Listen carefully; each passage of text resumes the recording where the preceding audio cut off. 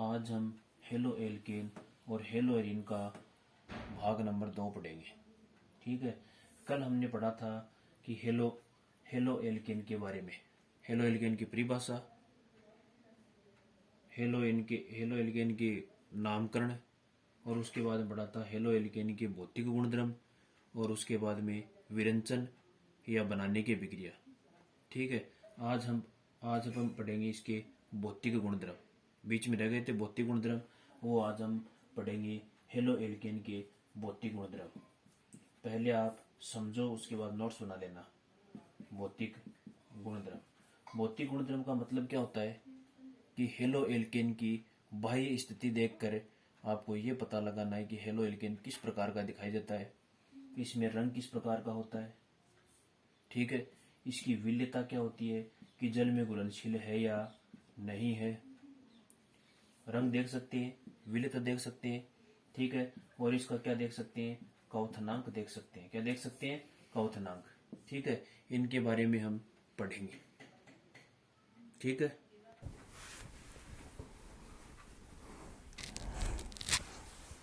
अब हम देखते हैं हेलो एल्केन के भौतिक गुणधर्मों में रंग के बारे में। किसके बारे में, रंग के बारे में।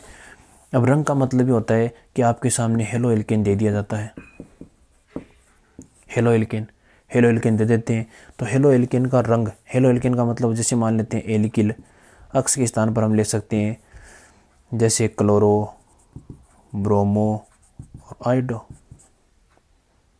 अब ये लगभग एल्किल हैलाइड होते हैं। इनकी प्रकृति क्या होती है, रंगहीन। क्या होती है, रंगहीन, कलरलेस होती है, रंगहीन होती है। लेकिन एल्किल ब्रोमाइड और एल्किल आयोडाइड जैसे ही सूर्य के प्रकाश में इन पर सूर्य का प्रकाश पड़ता है तो इनकी प्रकृति हो जाती है पीली। किस प्रकार की हो जाती है, पीली। ये होती है रंग की प्रकृति। कौन सी प्रकृति, रंग की प्रकृति। उसके बाद में आपको नोट्स में लिख लेना, कोई दिक्कत नहीं है। अब देखो आगे, विलेयता। विलेयता क्या होती है पहले समझो। विलेयता का मतलब ये होता है कि घुलनशील अवस्था, मतलब जल में घुली हुई अवस्था, उसे विलेयता कहते हैं सामान्य भाषा में। ठीक है, विलय मतलब विलयन होता है। विलयन में क्या होते हैं, विलय और विलायक। क्या होते हैं, विलय और विलायक। अब विलायक के अंदर विलय किस प्रकार से घुला हुआ है वो इसकी विलेयता कहलाती है। अब विलेयता का मतलब एल्किल हैलाइड, एल्किल हैलाइड। अब जैसे जैसे मान लेते हैं एल्किल हैलाइड है, जैसे एल्किल फ्लोराइड है, एल्किल क्लोराइड, एल्किल ब्रोमाइड और एल्किल आयोडाइड, ये दे रखे। आर के स्थान पर यदि मैं एक कार्बन का एल्किल समूह लेता हूँ, जैसे मेथिल लेते हैं, क्या लेते हैं, मेथिल, तो कहने का मतलब है कि एक तो छोटा सा अणु होगा। एक तो मान लेते हैं कि मैं छोटा अणु लेता हूँ, ये जल है, जल के अंदर एक तो 10 ग्राम का अणु लेता हूँ और एक लेता हूँ मैं 50 ग्राम का।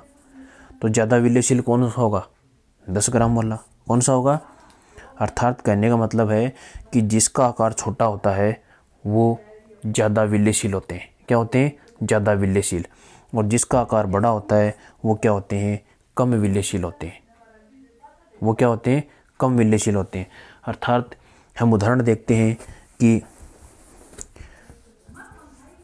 Methyl fluoride, methyl chloride, methyl bromide और ये है मेथिल आयोडाइड। क्या है, मेथिल आयोडाइड। यदि इसमें आपको विलयशीलता का यदि क्रम पूछ ले तो वो किस प्रकार का होगा, जैसे मेथिल फ्लोराइड, इसमें कार्बन कार्बन कार्बन और कार्बन, इनका आकार तो बराबर होता है, लेकिन फ्लोरीन जैसे मान लेते हैं ये है फ्लोरीन का आकार, ये है क्लोरीन का आकार, ये है ब्रोमीन का आकार, ये है आयोडीन का आकार। क्यों, क्योंकि वर्ग में ऊपर से नीचे की तरफ चलते हैं तो परमाणु का आकार बढ़ता है, परमाणु का आकार बढ़ता है। ठीक है, इसलिए इन कार्बन कार्बन परमाणु की संख्या तो बराबर है, लेकिन फ्लोरीन, क्लोरीन, ब्रोमीन और आयोडीन, इसमें हम फ्लोरीन से आयोडीन तक जाते हैं तो इसका आकार क्या होता है, बड़ा होता है। क्या होता है, बड़ा। इसकी वजह से ये जल में क्या होते हैं, कम घुलनशील होते हैं। यदि इसका क्रम पूछ ले तो ये क्रम ये होगा। तो एल्किल फ्लोराइड की methyl fluoride, methyl chloride, methyl bromide और मेथिल आयोडाइड में यदि विलयशीलता का क्रम पूछ ले तो क्रम आपको ये लिखना है। ठीक है। अब अर्थात इसका मतलब क्या होता है, एल्किल समूह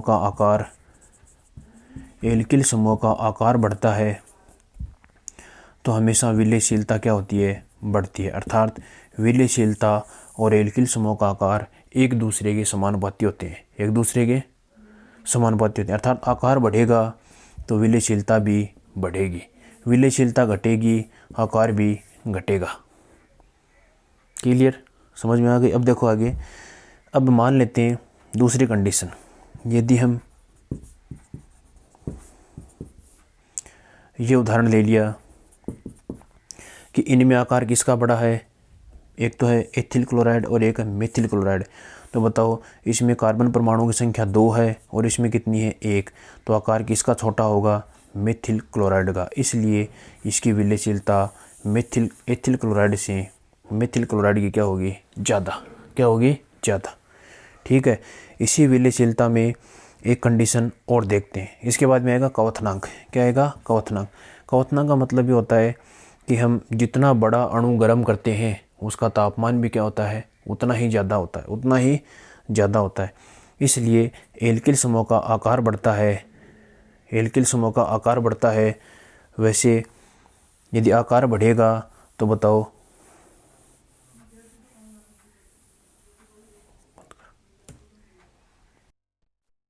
एल्किल समूह का आकार व विलेयता का मतलब तो ये समझा आपने कि विलेयता और एल्किल समूह का आकार एक दूसरे के व्युत्क्रमानुपाती होते हैं। क्या होते हैं, व्युत्क्रमानुपाती। ठीक है, समानुपाती नहीं होते हैं भाई, सॉरी, व्युत्क्रमानुपाती होते हैं। इसलिए होते हैं कि आकार बढ़ेगा तो विलेयता घटेगी, आकार बढ़ेगा तो विलेयता घटेगी। ठीक है, इसलिए एक दूसरे क्या होते हैं, व्युत्क्रमानुपाती होते हैं, न कि समानुपाती। समानुपाती होते हैं एल्किल समूह का आकार और क्वथनांक। ठीक है, वहाँ पर आपको समानुपाती बता दिया गया, लेकिन कोई बात नहीं, यहाँ पर समझो कि यहाँ पर एल्किल समूह का आकार और क्वथनांक क्या होते हैं, एक दूसरे के समानुपाती होंगे और विलेयता क्या होगी, एक दूसरे के व्युत्क्रमानुपाती।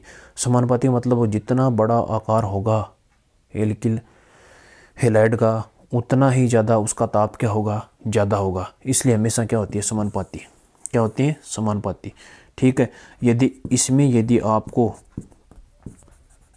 Ethyl chloride, ethyl fluoride, ethyl chloride, ethyl bromide और एथिल आयोडाइड, इनमें यदि सबसे बड़ा अणु किसका है, एथिल आयोडाइड का, यदि क्वथनांक का क्रम यदि आपको पूछ ले तो किसका ज़्यादा होगा, एथिल आयोडाइड का, और सबसे कम क्वथनांक किसका होगा, एथिल फ्लोराइड का होगा। ठीक है। एक बात और कि इसके बाद में यदि शाखाएं बढ़ा दी जाए, शाखाओं का मतलब होता है, जैसे मान लेते हैं शाखाएं बढ़ाते हैं तो हमेशा एल्किल, मैं डायरेक्ट लिख रहा हूँ, यदि शाखाएं बढ़ाते हैं तो विलेयता बढ़ती है, विलेयता बढ़ती है। शाखाएं और विलेयता एक दूसरे क्या होती है, समानुपाती, लेकिन क्वथनांक क्या होता है, एक दूसरे के व्युत्क्रमानुपाती होता है, एक दूसरे के व्युत्क्रम। जैसे CH3 CH2 CH2 Cl इसका नाम क्या है, एथिल क्लोराइड। क्या है, एथिल क्लोराइड।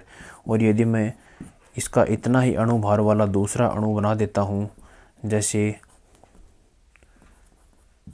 2 क्लोरोप्रोपेन, इसका नाम हो गया 1 क्लोरोप्रोपेन और इसका नाम हो गया 2 क्लोरोप्रोपेन। तो बताओ इसकी शाखाएं बन गई, शाखा का मतलब 1 डिग्री 2 डिग्री बांट दिया। ठीक है, ये तो 1 डिग्री और ये क्या है, 2 डिग्री। अब बताओ इसकी बजाय इसकी शाखाएं ज़्यादा है तो विलेयता किसकी ज़्यादा होगी, विलेयता इसकी ज़्यादा होगी। ये तो है विलेयता का क्रम। किसका क्रम है, विलेयता क्रम। तो विलेयता और शाखाएं क्या होती हैं, एक दूसरे के समानुपाती। विलेयता कब बढ़ेगी, जब शाखाएं बढ़ेगी। विलेयता कब बढ़ेगी, जब शाखाएं बढ़ेगी। लेकिन यदि क्वथनांक का क्रम पूछ ले, किसका, क्वथनांक का, तो शाखाएं बढ़ने पर क्वथनांक का मान क्या होता है, कम।